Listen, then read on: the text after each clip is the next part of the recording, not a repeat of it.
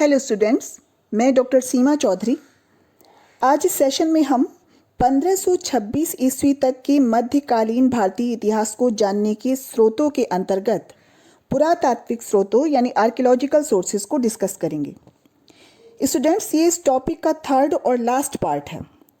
First और second part में हमने लिटरेरी सोर्सेज को डिस्कस किया था, जिसमें हमने फर्स्ट पार्ट में उस काल के मुस्लिम विद्वानों के इतिहास लेखन को और सेकंड पार्ट में उस काल के विदेशी यात्रियों के यात्रा वृत्तांत और स्वदेशी साहित्य को डिस्कस किया था। तो आज हम इस काल को जानने में सहायक पुरातात्विक स्रोतों को, आर्कियोलॉजिकल सोर्सेज को डिस्कस करेंगे। तो स्टार्ट करते हैं। तो इस सेशन को स्टार्ट करते हुए सबसे पहले मैं इतिहास जानने में पुरातात्विक स्रोतों जैसे सिक्कों, स्मारकों और अभिलेखों का क्या महत्व है, इसको आपके साथ साझा करना चाहूँगी। पिछले जो सेशन है उसमें मैंने आपको बताया था कि इस काल के इतिहास को जानने के लिए जो सल्तनत काल तक का जो इतिहास है, और ये पूरे मेडिवल पीरियड पर ये बात लागू होती है, बहुत सारा साहित्यिक भंडार है, विपुल साहित्यिक भंडार है इतिहास लेखन के रूप में। लेकिन इसके बावजूद इस काल के जो पुरातात्विक स्रोत हैं वो भी बहुत महत्वपूर्ण हैं, काफ़ी उपयोगी हैं। उनके महत्व को किसी तरह से हम कम नहीं आंक सकते।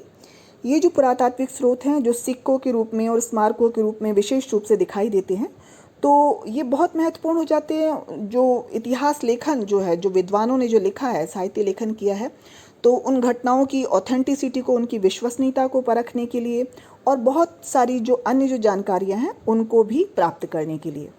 तो सबसे पहले हम सिक्कों की बात करते हैं। सिक्के जो है हर काल में बहुत महत्वपूर्ण है पुरातात्विक स्रोतों के अंतर्गत। जिनसे हम मध्यकाल की बात करें तो सुल्तानों की और जो क्षेत्रीय जो राज्य थे, तो उनका जो वास्तविक सीमांकन कहाँ तक है, उसमें सिक्के बहुत मदद करते हैं कि कहाँ से कहाँ तक उनका राज्य क्षेत्र है, क्योंकि वहाँ उनके सिक्के प्रचारित होते हैं।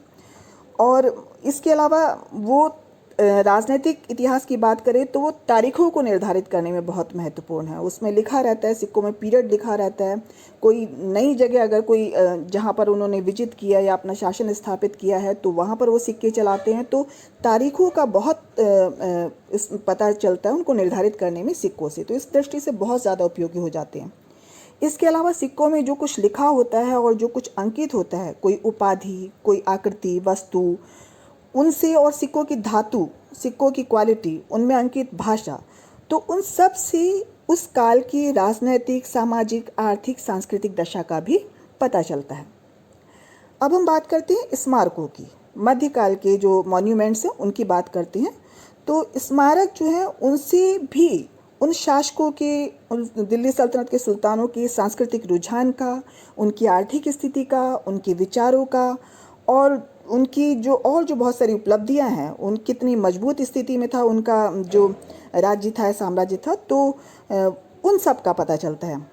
किसी विशेष उपलब्धि या विजय का भी स्मारक से पता चलता है, क्योंकि हम देखते हैं कि मध्यकाल में बहुत सी इमारतें जो हैं वो किसी बड़ी विजय को सेलिब्रेट करते हुए या जीत का जश्न मनाने के उद्देश्य से भी निर्मित कराई गई हैं, जैसे कि मैं अभी आपको आगे बताऊंगी भी।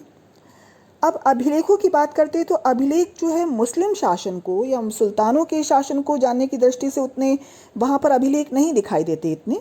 तो लेकिन अगर हम पूर्व मध्यकाल में राजपूतों की बात करें तो वहाँ बहुत अभिलेख दिखाई देते हैं। वो राजवंशों की वंशावलियों को जानने में और उनकी सामाजिक, आर्थिक, सांस्कृतिक क्षेत्र में जो उनकी जो गतिविधियाँ थी, जो क्रियाकलाप थे, उन सब की जानकारी हासिल करने के उद्देश्य से बहुत महत्वपूर्ण हो जाते हैं। मध्यकाल में अगर हम देखें तो मध्यकाल में दक्षिण भारत के जो राजवंश हैं, राष्ट्रकूट हैं, चोल हैं, तो उनके जो अभिलेख हैं बहुत सारे, तो उनके शासन के बारे में जानने में भी अभिलेखों से काफ़ी मदद मिल जाती है। तो हम सिक्कों से स्टार्ट करते हैं। सबसे पहले है मोहम्मद गौरी के सोने के सिक्के। मोहम्मद गौरी के जो सोने के सिक्के मिले हैं उनका वजन है 64 ग्रेन से 66.5 ग्रेन तक, 66.5 ग्रेन तक। और ये जो सिक्के हैं इसमें एक ओर तो लक्ष्मी और बैल का अंकन है, उनकी आकृति बनी है, और दूसरी ओर जो दूसरा हिस्सा है सिक्के का, उसमें मोहम्मद बिन साम अंकित है और ये घोड़े पर एक सवार दिखाया हुआ है, जो मोहम्मद गौरी अनुमान लगाया जाता है कि उसने अपने आप को दिखाया है। अब ये जो सिक्के थे ये माना जाता है कि ये जब उसने पृथ्वीराज चौहान थर्ड को जब उसने उस पर विजय हासिल की थी, तो उसके बाद दिल्ली पर जब उसका अधिकार हुआ था तो उसने ये सिक्के चलाए थे, ऐसा इतिहासकार जो बताते हैं। और इस तरह के सिक्के चलाने की कि उसमें जो हिंदुओं की आस्था भी दिखाई दे रही है, लक्ष्मी का भी की भी आकृति है, वृषभ की भी आकृति है, और दूसरी ओर उसने अपनी दिखाई है। तो उसकी एक वजह ये तो है कि एक तो उसने नए सिक्के नहीं चलाए, बल्कि शायद उन्हीं सिक्कों को उसने मॉडिफाई किया था जो पहले से चले आ रहे थे, ये अनुमान लगाया जाता है। दूसरा ये कि इस तरह के सिक्के चलाने का उद्देश्य ये भी लगाया जाता है अनुमान कि उस समय हिंदी ही भारत की जनता की भाषा थी, उत्तर भारत की जनता की, और जो देवनागरी लिपि थी उसको लिखने के लिए, तो अपने शासन की सफलता के लिए शायद जो मोहम्मद गौरी था वो भाषा का सहारा लेना चाहता था, क्योंकि ये मोहम्मद गौरी का जो भारत पर आक्रमण का उद्देश्य था वो सीधा सीधा साम्राज्य स्थापित करना था। तो जिन पर वो अपना शासन करना चाहता था, जिन जो साम्राज्य था, जो प्रजा थी, वो तो ज़्यादातर हिंदू थी, तो उनको कॉन्फिडेंस में लिए बिना इस साम्राज्य का स्थायित्व जो है, उसकी स्टेबिलिटी इतनी आसान नहीं थी। तो इसलिए वो लोगों को, भारत की जनता को कॉन्फिडेंस भी लेना चाहता था, उसके लिए भाषा का सहारा लेना चाहता था। और दूसरा ये कि वो ये भी जाहिर करना चाहता था कि केवल व्यवस्था परिवर्तन हुआ है, एक शासक से दूसरा शासक आया है और उनकी स्थिति में कोई फर्क नहीं आएगा। हालांकि ये जो है ये बहुत लंबे समय तक नहीं रहा और धीरे धीरे इसमें परिवर्तन हुआ कि जो जताना चाहते थे, लेकिन शुरुआत में ये आवश्यकता भी थी, ये ज़रूरत भी थी मोहम्मद गौरी की, तो ये माना जाता है कि शायद इस तरह के सिक्के उसने चलाए होंगे। उसके बाद है इल्तुतमिश के सिक्के। इल्तुतमिश पहला सुल्तान था दिल्ली का जिसने शुद्ध अरबी भाषा के सिक्के चलाए। वो था चांदी का टका और तांबे का जीतल। चांदी का जो टका था वो 175 ग्रेन का था, और जो तांबे का जीतल था वो 22 से 33.5 ग्रेन का, 22 से 33.5 ग्रेन का तांबे का जीतल था। तो ये टका और जीतल, इन दो सिक्कों के पर एक और जो बात गौर करने की है इल्तुतमिश के सिक्कों के बारे में, कि सिक्कों पर टकसाल का नाम लिखने की परंपरा का आरंभ भी इल्तुतमिश ने कराया था दिल्ली सल्तनत में। इसके बाद है रजिया सुल्तान के सिक्के। रजिया इल्तुतमिश की बेटी थी जिसका शासन लगभग 3.5 साल के आसपास रहा था। उसके शासनकाल के भी सिक्के दिखाई देते हैं। उसमें चांदी के सिक्के हैं जिसका वजन है 159 ग्रेन, 159 ग्रेन, और तांबे और मिश्रित धातु के सिक्के भी उसने चलवाए थे। इसके बाद हैं अलाउद्दीन खिलजी के सिक्के। अलाउद्दीन खिलजी जो दिल्ली सल्तनत का सबसे अधिक निरंकुश शासक, सबसे अधिक साम्राज्यवादी शासक और सबसे अधिक शक्तिशाली शासक था। उसने सोने, चांदी, तांबे और मिश्रित धातु के सिक्के चलवाए, यानी हर तरह के सिक्के चलवाए। प्रारंभिक जो उसके सिक्के हैं उन पर सिकंदर ए सानी लिखा हुआ दिखाई देता है, और ये इस बात को सिद्ध करता है, जो उसके सोर्सेज, जो उस समय के जो लिटरेरी सोर्सेज हैं उनसे भी पता चलता है कि अलाउद्दीन खिलजी जब उसने गद्दी पर वो बैठा और जिन परिस्थितियों में जिस तरह से उसने गद्दी को हस्तगत किया था अपने चाचा की हत्या करके, तो उसके बाद फिर वो शुरुआती सफलताओं से वो इतना महत्वाकांक्षी हो गया था कि वो विश्व विजय के सपने देखने लगा था सिकंदर की तरह।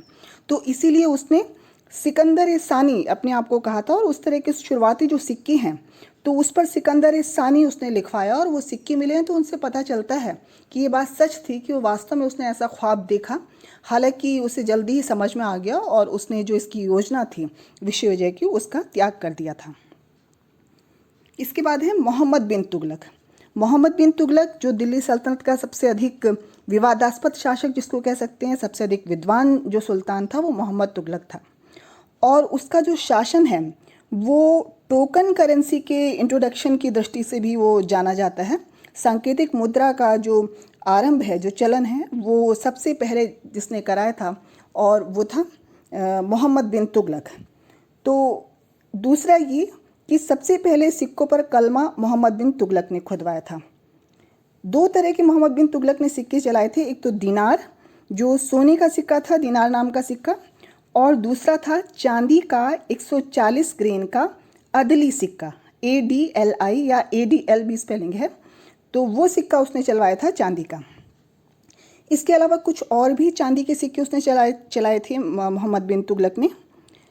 मोहम्मद बिन तुगलक ने जो टोकन करेंसी चलाई थी तो वो उसने कॉपर और ब्रास की, तांबे के सिक्के चलाए थे उसने सांकेतिक मुद्रा के रूप में, और हालांकि ये जो योजना थी उसकी सांकेतिक मुद्रा के चलन की, उसमें वो पूरी तरह से असफल रहा था। फिरोज तुगलक के शासनकाल के भी कुछ सिक्के महत्वपूर्ण हैं, उसने अद्धा, जो दो मुख्य जो सिक्के हैं वो है अद्धा और विख्र, ये तांबे के सिक्के थे जो फिरोज तुगलक ने चलवाए थे। इसके बाद है बहलोल लोदी। बहलोल लोदी के जो लोदी वंश का फाउंडर था और उसने तांबे के जीतल के स्थान पर बहलोली सिक्का चलाया था अपने नाम से। उसने बहलोली सिक्का बहलोल लोदी ने चलाया था और इसकी खास बात ये कि ये अकबर के समय तक विनिमय का माध्यम बना रहा था, बहलोल लोदी का सिक्का। इसके बाद है स्मारक। आर्कियोलॉजिकल सोर्सेज में नेक्स्ट है सल्तनत काल के स्मारक। सल्तनत कालीन जो इमारतें हैं, जो स्मारक हैं, मॉन्यूमेंट्स, वो इंडो इस्लामिक शैली के उनमें से काफ़ी दिखाई देते हैं, खासतौर से आरंभिक जो स्मारक हैं और गुलाम वंश की विशेष रूप से कुतुबुद्दीन ऐबक के समय से। कुतुबुद्दीन ऐबक के समय से तब से जब वो मोहम्मद गौरी का सेना नायक था।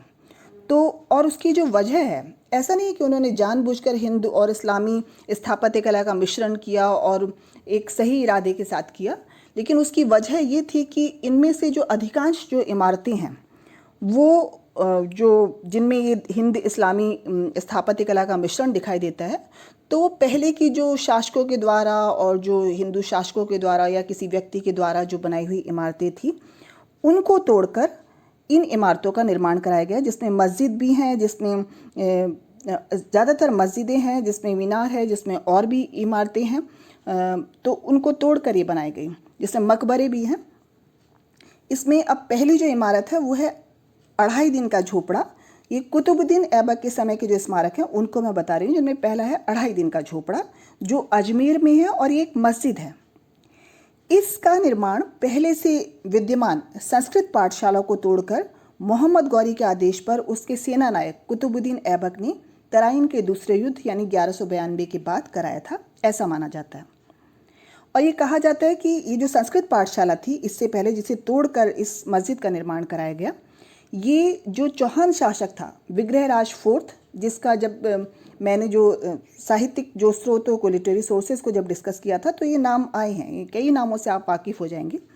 तो उसने ये माना जाता है कि 1153 में इस संस्कृत पाठशाला को बनवाया था और इसमें उसी का लिखा हुआ एक नाटक हर कीली, ये विग्रहराज फोर्थ की नाटिका की कुछ पंक्तियाँ भी दिखाई देती हैं, तो इससे भी प्रमाणित हो जाता है।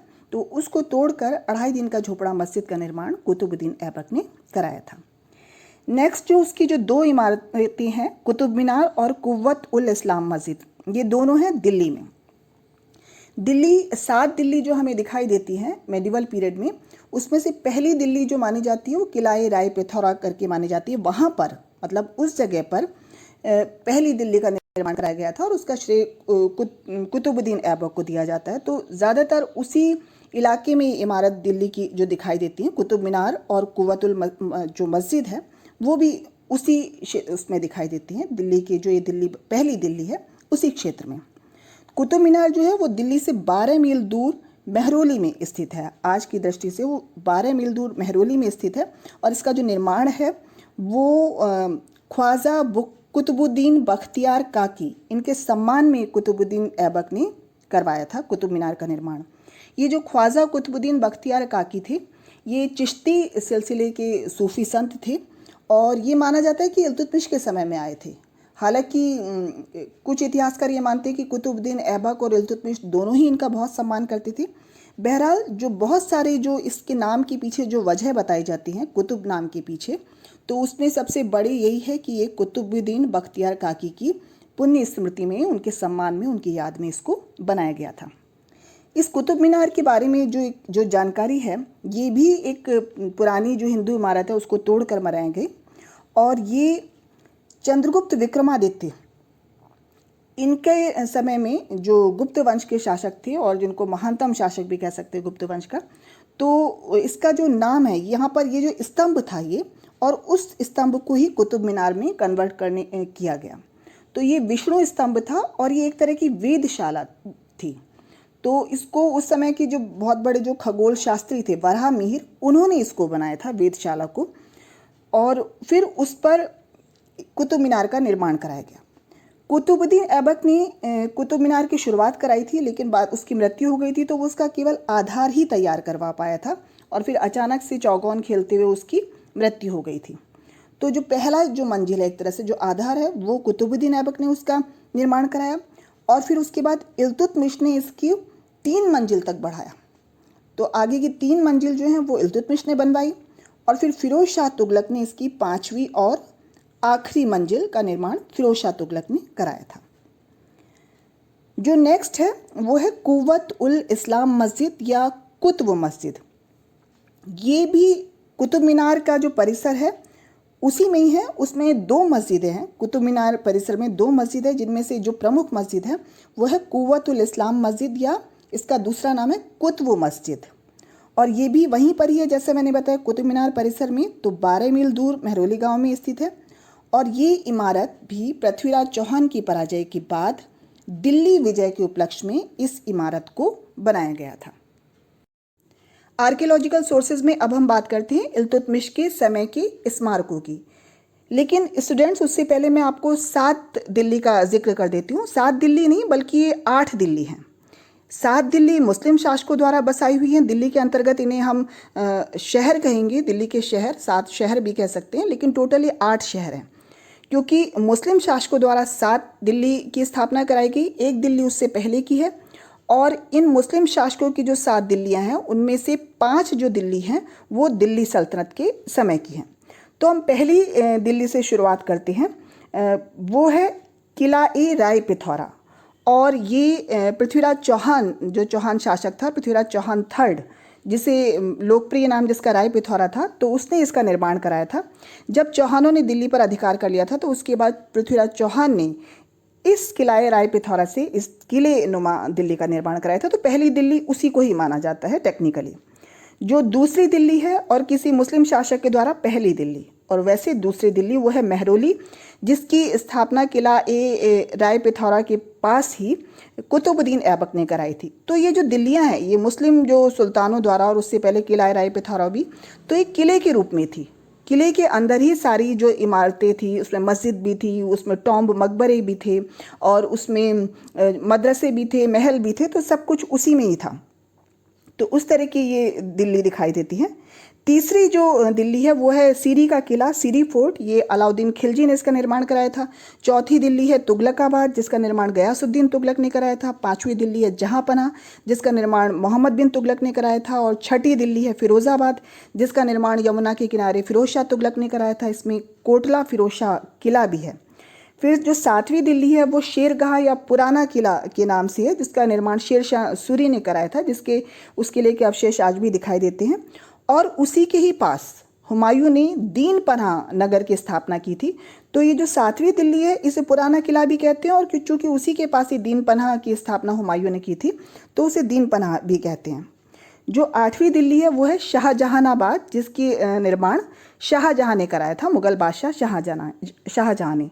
तो कुल मिलाकर ये 8 दिल्ली है मेडिवल पीरियड की। लेकिन अगर मुस्लिम शासकों के द्वारा जिनका निर्माण कराया गया वो दिल्ली है 7 दिल्ली। अब हम आते हैं इल्तुतमिश के समय की इमारतों पर। तो पहली जो इमारत है वो है सुल्तानगढ़ी का मकबरा। ये एक मकबरा है, एक टॉम्ब है, और एक कुतुब मीनार से 3 मील दूर ये मलकापुर में इल्तुतमिश ने इसे अपने सबसे बड़े बेटे नासिरुद्दीन महमूद, जिसकी मृत्यु 1229 में 1229 में इल्तुतमिश के ही शासनकाल में हो गई थी। तो उसकी कब्र के ऊपर इस मकबरे का, सुल्तानगढ़ी मकबरे का निर्माण इल्तुतमिश ने 1231 में कराया था। जो दूसरी जो इमारत है वो इल्तुतमिश का खुद का मकबरा है, और ये इसका जो निर्माण है ये कुतुब मस्जिद के पास, जिसे कुव्वतुल इस्लाम मस्जिद भी कहते थे, वो दिल्ली में 1235 में इल्तुतमिश ने कराना शुरू किया था। 1236 में इल्तुतमिश की मृत्यु हो गई थी। उसके बाद जो और इमारतें हैं दिल्ली में, उसमें हौज शमसी है, एक और प्रमुख इमारत शमसी ईदगाह है। इसके अलावा बदायूं की जो जामा मस्जिद है वो भी बहुत प्रसिद्ध जो इमारत है इल्तुतमिश के समय की, और ये फ़ारसी और अफ़गान वास्तुकला को दर्शाती है, जो बदायूं की जामा मस्जिद है। इसके अलावा इल्तुतमिश के समय में एक और भी स्मारक है स्टूडेंट्स, जिसका निर्माण उसने कराया था नागौर में। ये है अतारकिन दरवाज़ा, जो जोधपुर के पास नागौर में इल्तुतमिश ने इसका निर्माण कराया था। तो ये है इल्तुतमिश के समय की स्मारक। नेक्स्ट है अलाउद्दीन खिलजी के समय के स्मारक। अलाउद्दीन खिलजी ने जो 7 दिल्ली है उनमें से दूसरी दिल्ली का निर्माण कराया था और दिल्ली के पास ही सीरी नामक गांव में उसने नया शहर बसाया था। जियाउद्दीन बर्नी ने इसे शहर नौ, नया शहर इसको कहा था। 1303 में ये निर्माण कराया गया था, इस शहर बसाया गया था और अमीर खुसरो ने भी इसकी तारीफ की है शहर की। अलाई दरवाज़ा, जो अगली जो इसकी इमारत है, जो बहुत प्रसिद्ध इमारत है अलाउद्दीन खिलजी के शासनकाल की, वो है अलाई दरवाज़ा और ये कुतुब मीनार के पास है। अलाई दरवाज़ा दिल्ली में 1310-11 में इसका निर्माण प्रारंभ किया गया था, कुतुब मीनार के पास। नेक्स्ट है जमायत खाना मस्जिद या जमात खां मस्जिद। ये जो मस्जिद है ये इंडो इस्लामिक शैली की नहीं है, पूरी तरह मुस्लिम शैली पर निर्मित ये पहली मस्जिद है, जमात खाना मस्जिद या जमायत खाना मस्जिद। और ये कुतुब मीनार से 6 मील दूर अलाउद्दीन के शासन के आखिरी दिनों में इसको निर्मित कराया गया था, इस इमारत को। निज़ामुद्दीन औलिया की जहाँ दरगाह है तो उसके पास ये जमायत खाना मस्जिद है।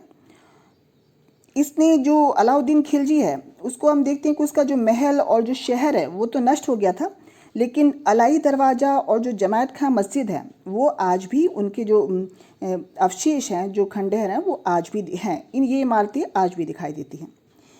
हजार सितून एक जो महल है वो उसने बनाया था, वो नष्ट हो चुका है। ये जो है इस्लामी कला की जमायत खाना मस्जिद और ये अलाई दरवाज़ा दोनों ही इस्लामिक कला के सुंदर नमूने माने जाते हैं, मतलब ये मुस्लिम शैली पर आधारित है। नेक्स्ट है तुगलक वंश की इमारतें। इनमें सबसे पहले जो तुगलक वंश का फाउंडर है गयासुद्दीन तुगलक, उसके समय की इमारतें। गयासुद्दीन तुगलक ने तुगलकाबाद, जो दिल्ली के 7 शहरों में से अगला और तीसरा जो शहर था, नगर था, उसको गयासुद्दीन तुगलक ने उसका निर्माण कराया था और इसको 56 कोट भी बोलते हैं। गयासुद्दीन तुगलक ने इसका निर्माण रोमन शैली में, ये खास जो बात है गौर करने की, रोमन शैली में इसका नगर और दुर्ग के रूप में इसका निर्माण कराया था, तुगलकाबाद का, नए शहर का, दिल्ली के अगले शहर का। और इसमें गयासुद्दीन तुगलक का महल और उसका खुद का मकबरा, इस जो तुगलकाबाद है जिसका दूसरा नाम 56 कोट है, वहाँ पर उसने बनवाया था। हालांकि जो महल और नगर हैं वो नष्ट हो गए हैं, लेकिन गयासुद्दीन तुगलक का जो ये मकबरा है, जो आगे ये इसमें लिखा हुआ है स्क्रीन पर, तो वो है। महल और नगर नष्ट हो गए हैं लेकिन मकबरा अभी भी विद्यमान है। और ये जो नगर है तुगलकाबाद, ये कुतुब मीनार के पूर्व में गयासुद्दीन तुगलक ने इसको बसाया था। इसके बाद है मोहम्मद तुगलक के समय की इमारतें। इसमें पहला है आदिलाबाद का किला। ये जो किला है मोहम्मद तुगलक ने तुगलकाबाद के ही समीप इसका निर्माण कराया था। उसके बाद अगला है जहाँपना। ये जहाँपना, इस शहर का निर्माण मोहम्मद तुगलक ने कराया था और ये दिल्ली के 7 शहरों में से एक है, यानी चौथा दिल्ली इसको हम कह सकते हैं। और ये मोहम्मद तुगलक द्वारा राय पिथौरा और सीरी के बीच दिल्ली से दौलताबाद जब उसने राजधानी परिवर्तन की थी तो उसके बाद बसाया गया था, ऐसा माना जाता है। अगली जो इमारत है उसकी वो है सतपुल या सतपलाह। ये मोहम्मद तुगलक द्वारा निर्मित ये एक 2 मंजिला पुल है और इसमें 7 घुमाव हैं। इसका जो अवशेष हैं वो अभी बचे हुए हैं और जो बाकी हैं, जो नगर हैं, वो नष्ट हो चुके हैं, जो उनके खंडहर हैं और वो इमारतें लगभग नष्ट हो चुकी हैं। लेकिन जो सतपुल है या सतपला भी जिसको बोलते हैं, उसके अवशेष अभी बचे हुए हैं मोहम्मद तुगलक की इमारतों में। इसके बाद अगली जो है उसके समय की इमारत है 12 खंबा। ये मोहम्मद तुगलक के समय का एक सामंत का व्यक्तिगत निवास था, 12 खंबा। उसके बाद आती है फिरोज शाह तुगलक के समय की इमारतें। फिरोज शाह तुगलक ने 7 दिल्ली में से अगला जो नगर है वो बसाया था, वो था फिरोजाबाद। दिल्ली के पास इस नगर का निर्माण कराया और एक तरह से इसमें कोटला फिरोज शाह नाम का एक जो दुर्गनुमा एक किला भी उसने का निर्माण कराया। तो कोटला फिरोज शाह भी मान लेते हैं 5वीं दिल्ली और फिरोजाबाद भी मान लेते हैं।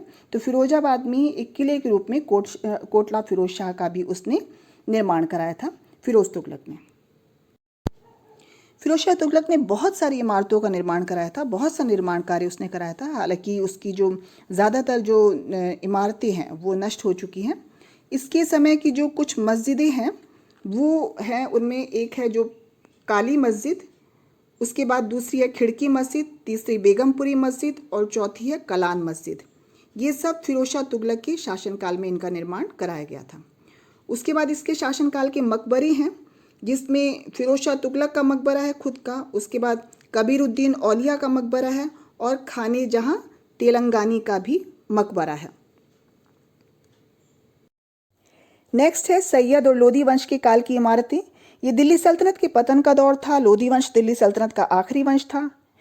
इस काल को मकबरों का युग भी कहते हैं, क्योंकि इसमें मकबरे ही दिखाई देते हैं इमारतों के रूप में ज़्यादातर।